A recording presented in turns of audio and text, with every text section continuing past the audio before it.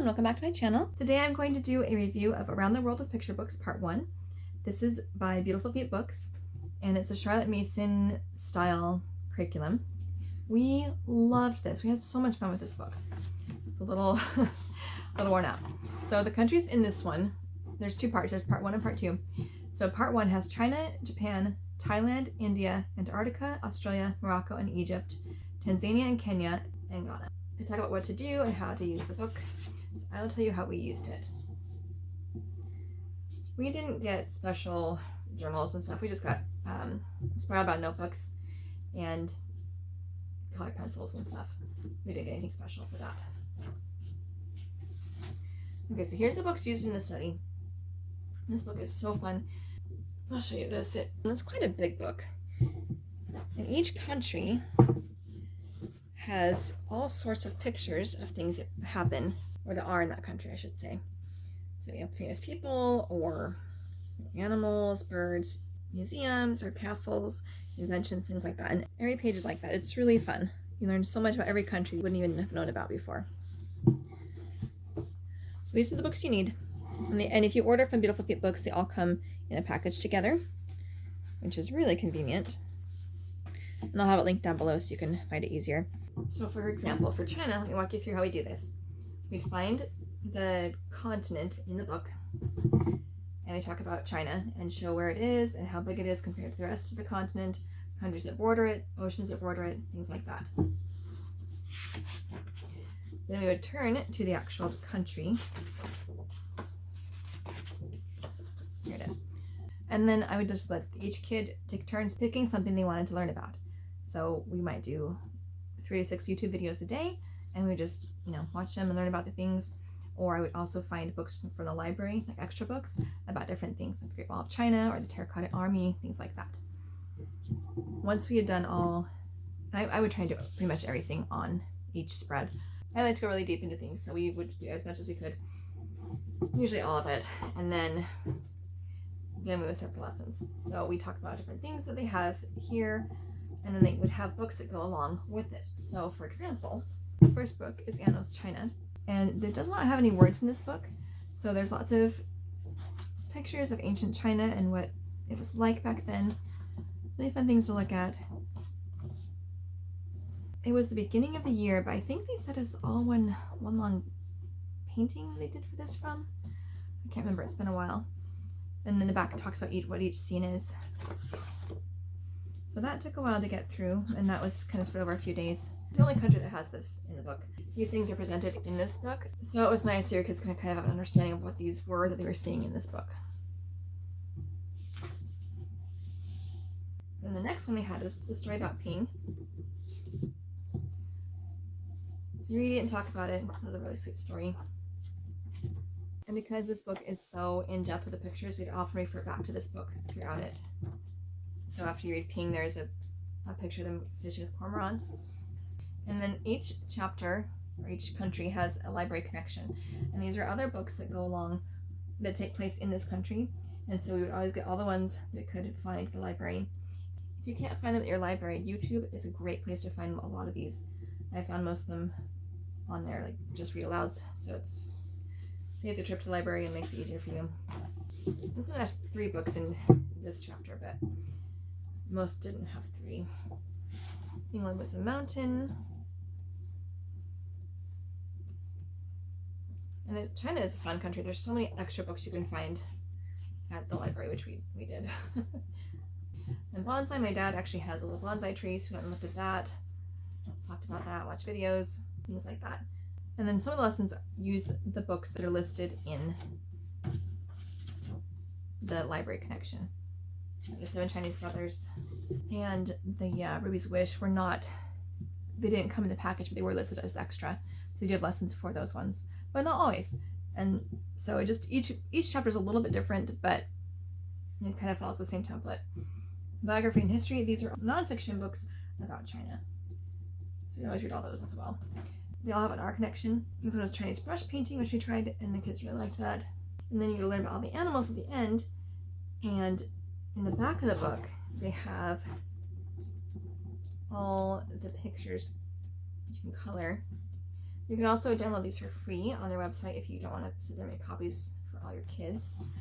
Just print out a pack, it takes a lot less time. Here's all the animals they have. They show the actual colors in their coloring example, including the flag. Then I just have my kids look at this and, you know, copy it. Obviously, panda is really easy, but, you know, some animals they didn't know exactly what they look like. You know, I just have a country and a flag, and so I have my kids draw the rivers on there. Sometimes mountains if there's a big mountain range. And then each country ends with a recipe. I honestly did not make these very often because my kids are picky and I just didn't want to cook that much. So I try and find a food from that country at the store, like fortune cookies, or for Australia we used ginger beer, which is like a kind of pop. In one country I got a coconut from the store to try, you know, things like that. It was a lot simpler than making the whole thing. Okay, so for Japan I had 3 books that come in the package that go with this. Let's do a quick flip through so you can see how the different chapters look. Talks about Japanese art. They all have a library connection and they all have extra history and stuff. See, like YouTube, my notes, what's on YouTube. Poetry and woodblock art. And each chapter is a little different because each culture is different. Thailand only had 2 extra books. We watched the cartoon of this and it's on Amazon Prime. India had 2 books. The poetry thing.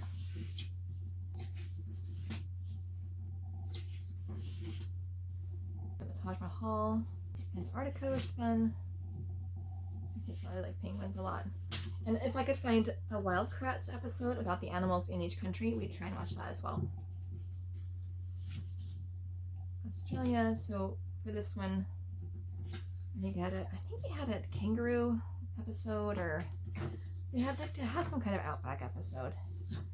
I'm not quite sure which one it was though. Oh, they had a platypus episode for sure, and a Tasmanian devil. I'm not sure they had a whole episode on kangaroos or if it was just like an Australian type. But Wild Kratts definitely has a Tasmanian and a platypus one. And this song was funny. We had sung this earlier in the year as a folk song, so that that kind of was fun to see that in the book. We watched this movie. I probably would not have watched it again with this age group because they do have a few swear words in there, but it is a beautiful movie. I'd probably just fast forward to a horse chase at the end because it's gorgeous. The movie's gorgeous, but I wish they had said there's swear words in there. I didn't remember that from years ago.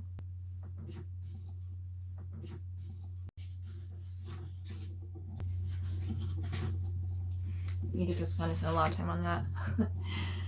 Who doesn't love Egypt, right? We learned about how mummies were made. It was really fun.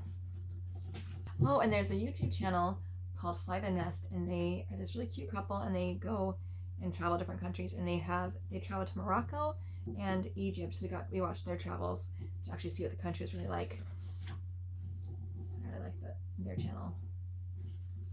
Very clean. There are no swearing or anything like that. They're a really sweet couple. This one had 2 countries combined because there wasn't enough books for each one. That's why they combined it.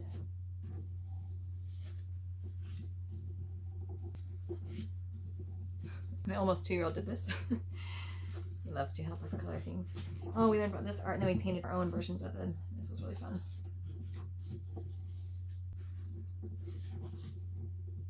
Oh, and this one we did the Ghanaian art, and then we looked up the Kente Cloth Kids Art Project, and we wove our own cloth out of paper. Here's what one of my kids did. And so they cut it and then weave it in, and they decorate it with black designs on it. So that was really fun.